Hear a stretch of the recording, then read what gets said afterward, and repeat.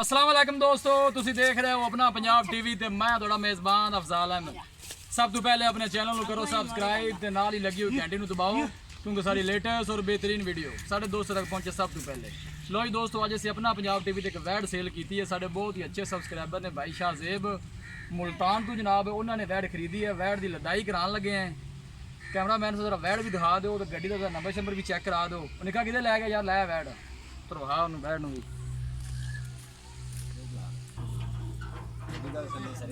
ए वैड़ी है जनाब। कल इन्होंने वीडियो पाई सी, ए पिछे बच्चा है ए भाई दी नाल आए ने जनाब। इन्होंने चुआई करके तसल्ली की है ना भाईजान, पसंद आई है वैड। अल्लाह ताला जनाब तुहाडे नसीबां च करे। मुल्तान तो जनाब आए ने, अल्लाह ने याद करके चढ़ाओ जनाब। सरिया वाले नहीं खोलिया ने।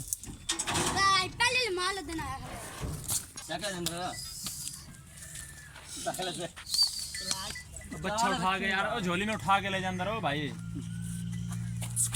शारे काफी है। लो जी जनाब, लदाई हो गई है।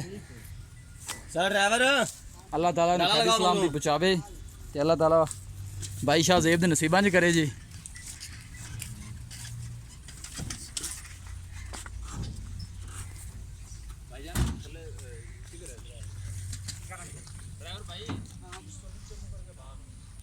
ए गड्डी का नंबर भी जनाब दिखा दिता है। टप टुप नहीं मार देख करे ठीक बदी चलो सर समझ के ठीक हो गया मराज भाई, पैसे अपने पूरे कर लेने। इत्थे आओ अगे जरा। ए जी मराज भाई ने इत्थे जनाब, ए शाहजेब भाई ने।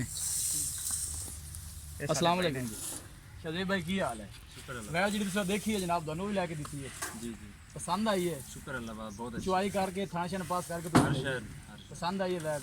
तू गिला शिकवा साडे ते कोई गिला शिकवा ठीक है मराज भाई, तुसीं अपने पैसे पूरे कर रहे हैं, खुश हो तुसीं? राजी हो जनाब? शुक्र अल्लाह। लो जी दोस्तों, मिलांगे एक अच्छी और लाजवाब वीडियो के नाल। अपने मेज़बान अफजाल अहमद ने दो इजाजत। अल्लाह ने